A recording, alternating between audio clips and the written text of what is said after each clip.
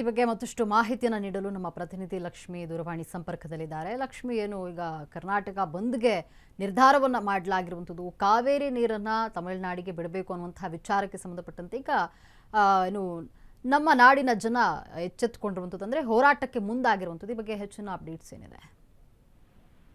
S Lakshmi, ಈಗಾಗಲೇ ಇವತ್ತು ಬೆಳಿಗ್ಗೆಯಿಂದಲೂ ಸಹ ಸಭೆಯನ್ನ ಮಾಡಿದ್ರು. ಕನ್ನಡ ಪರ ಸಂಘಟನೆಗಳು ಜಂಟಿಯಾಗಿ ಸಭೆಯನ್ನ ಮಾಡಿದ್ರು. ಸಭೆಯ ಬಳಿಕ ನಿರ್ಧಾರವನ್ನು ತೆಗೆದುಕೊಂಡು ಸಂಪೂರ್ಣವಾಗಿ ಆಗಸ್ಟ್ 13ರಂದು ಕರ್ನಾಟಕ ಬಂದ್ಗೆ ಕರೆ ಕೊಟ್ಟಿರುವಂತಹದ್ದು. ಆದ್ರೆ ಕರ್ನಾಟಕ ಬಂದ್ ಅಂತ ತಕ್ಷಣ ಸಾಕಷ್ಟು ಬಾರಿ ಹಿಂದೆಯೂ ಸಹ ಹೋರಾಟ ನಡೆದಾಗ ಒಂದಷ್ಟು ಜನರು ನೈತಿಕವಾಗಿ ಬೆಂಬಲವನ್ನ ಕೊಡೋದಿಲ್ಲ ಅನ್ನುವಂತಹದ್ದು ಕೇಳಿ ಬರ್ತಾ ಇತ್ತು. ಆದ್ರೆ ಈಗ ಸದ್ಯಕ್ಕೆ ಎಲ್ಲರೂ ಸಹ ಒಪ್ಪಿಗೆಯನ್ನ ಕೊಟ್ಟಿರುವಂತದ್ದು, ಬೆಂಬಲವನ್ನ ಸಂಪೂರ್ಣವಾಗಿ ಸೂಚಿಸಿರುವಂತದ್ದು. ಅದರಲ್ಲೂ ಸಹ ಮಹತ್ವವಾಗಿ ಈಗ ಮಕ್ಕಳ ಶಾಲೆ ಜೊತೆಗೆ ಶಾಲಾ ಕಾಲೇಜುಗಳಿಗೂ ಸಹ ಇದು ಎಫೆಕ್ಟ್ ಬೀಳುತ್ತೆ ಅನ್ನುವಂತಹ ನಿಟ್ಟಿನಲ್ಲಿ. ಆದ್ರೆ ಈಗ ಖಾಸಗಿ ಶಾಲೆಯೂ ಸಹ ಸಂಪೂರ್ಣವಾಗಿ ಬೆಂಬಲವನ್ನ ಕೊಟ್ಟಿದ್ದಾರೆ. ನಮ್ಮ ಈ ಹೋರಾಟಕ್ಕೆ ನಾವು ಮುಂದಾಗಿರ್ತೀವಿ.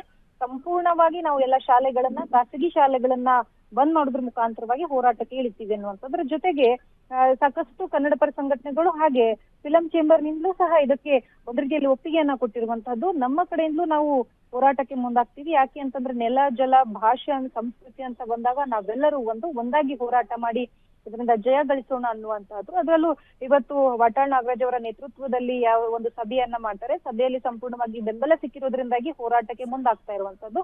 ಅದ್ರ ಜೊತೆಗೆ ನಾವು ಗಮನಿಸಬೇಕಾಗಿರುವಂತದ್ದು ಕೇವಲ ಕಾವೇರಿ ನೀರಿಗಾಗಿ ಮಾತ್ರವಲ್ಲ, ಸಾಕಷ್ಟು ವಿಚಾರಗಳನ್ನ ಇಲ್ಲಿ ಹೇಳಿದ್ದಾರೆ. ಅಂದ್ರೆ ಕಾವೇರಿ ಪ್ರಾಧಿಕಾರದ ತೀರ್ಪನ್ನ ನಾವು ಇದನ್ನ ಸಂಪೂರ್ಣವಾಗಿ ಖಂಡಿಸ್ತೀವಿ. ಆದ್ರೆ ನಮ್ಮ ಹೋರಾಟ ಕಾವೇರಿಗೋಸ್ಕರ ಮಾತ್ರ ಅಲ್ಲ, ಇದರ ಜೊತೆಗೆ ಮಹದಾಯಿ ಆಗಿರ್ಬೋದು, ಕಳಸಾ ಬಂಡೂರಿ ಯೋಜನೆಗಳಾಗಿರ್ಬೋದು, ಇದರ ಜೊತೆಗೆ ಕನ್ನಡಿಗರಿಗೆ ಉದ್ಯೋಗದ ಅವಕಾಶಗಳು ಸಿಗ್ತಾ ಇಲ್ಲ ಅನ್ನುವಂಥದ್ದು. ಕನ್ನಡ ನಾಮಫಲಕಗಳು ಕರ್ನಾಟಕದಲ್ಲಿ ಇರಬೇಕು, ಬೇರೆ ಪರಭಾಷಿಗರಿಗೆ ಹೆಚ್ಚು ಆದ್ಯತೆಯನ್ನ ನಾವೇನ್ ಕೊಡ್ತಾ ಇದ್ದೀವಿ ಅದನ್ನ ನಾವು ಕಡಿಮೆ ಮಾಡ್ಬೇಕು.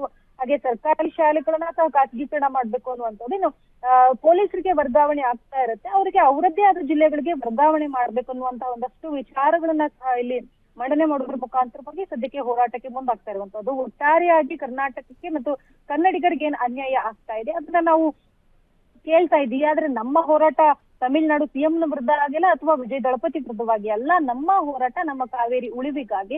ಕರ್ನಾಟಕದಲ್ಲಿ ಕನ್ನಡಿಗರಿಗೆ ಕುಡಿಯುವ ನೀರಿನ ಸಮಸ್ಯೆ ಆಗುತ್ತೆ ಅನ್ನುವಂಥದ್ದು. ಯಾಕೆಂತಂದ್ರೆ ಈಗ 15 ದಿನ ಕಂಟಿನ್ಯೂಸ್ ಆಗಿ ನಾವು ತಮಿಳುನಾಡಿಗೆ ನೀರನ್ನ ಬಿಟ್ರೆ ಇಲ್ಲಿರುವಂತಹ ಜನರಿಗೆ ಕುಡಿ ನೀರಿನ ಅವಶ್ಯಕತೆ ಉಂಟಾಗುವಂತದ್ದು, ಅಭಾವ ಉಂಟಾಗುತ್ತೆ. ಅದ್ರ ಜೊತೆಗೆ ಈ ಬಾರಿ ಮಳೆಯ ಪ್ರಮಾಣ ಕಡಿಮೆ ಆಗಿರೋದ್ರಿಂದ ಸಂಪೂರ್ಣವಾಗಿ ಹೊಡೆತ ಬೀಳುತ್ತೆ. ಮುನ್ನೆಚ್ಚರಿಕೆವಾಗಿ ಗಮನಿಸಬೇಕಾಗಿರುವಂತದ್ದು ಸರ್ಕಾರ ಇದನ್ನ ಗಮನಿಸ್ತಾ ಇಲ್ಲ ಅನ್ನುವಂಥದ್ದು. ಈಗ ಭಾನುವಾರ ಒಂದು ಸರ್ವಪಕ್ಷ ಸಭೆ ಇದೆ. ಸಭೆಗೆ ಯಾವುದೇ ರೀತಿಯಾಗಿ ಕನ್ನಡ ಪರ ಹೋರಾಟಗಾರರನ್ನ ಆಹ್ವಾನ ಮಾಡಿಲ್ಲ ಅನ್ನುವಂತಹ ಬೇಸರ ಸಹ ಇದೆ. ಒಂದು ವೇಳೆ ಆಹ್ವಾನ ಮಾಡಿದ್ರೆ ಅಲ್ಲಿ ಸಭೆಯಲ್ಲಿ ಏನ್ ತೀರ್ಮಾನ ಆಗುತ್ತೆ ಅದರ ಬಳಿಕ ಮತ್ತೆ ಅಪ್ಡೇಟ್ ಅನ್ನ ಮಾಡುವಂತ ಸಾಧ್ಯತೆ ಇರುವಂತದ್ದು. ಲಕ್ಷ್ಮಿ, ಧನ್ಯವಾದ ಲಕ್ಷ್ಮಿ, ನಿಮ್ಮೆಲ್ಲ ಮಾಹಿತಿಗಾಗಿ.